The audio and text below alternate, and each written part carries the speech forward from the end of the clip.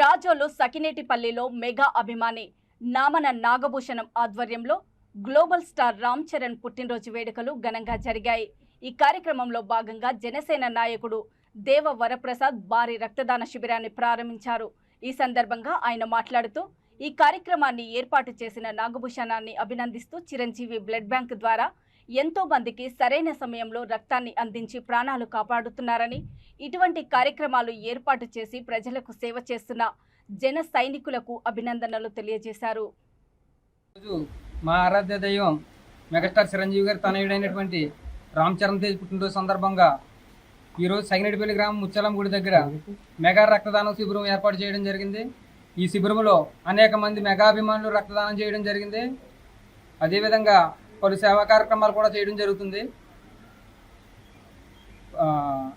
రామ్ చరణ్ తేజ్ గారి పుట్టినరోజు సందర్భం గత 2022 మార్చి 27వ తారీఖున ప్రారంభించినటువంటి జనసేన చిరు పవన్ సేవా సమితి ఉచిత వాటర్ ట్యాంకర్ ఆ రోజు నుండి ఈ రోజు వరకు ప్రతిరోజు కూడా క్రమం తప్పకుండా 2 సంవత్సరాలు ఈ రోజుతో దిగ్విజయంగా 2 సంవత్సరాలు పూర్తి చేసుకున్నాం.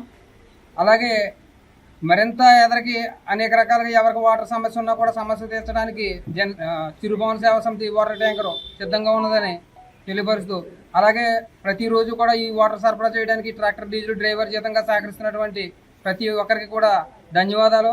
అలాగే ఈ ట్యాంకర్ కొనడానికి సహకరించినటువంటి ప్రతి జనసేన కార్యకర్తకు మెగా అభిమానులకు అందరికి కూడా పాదాభివందనం.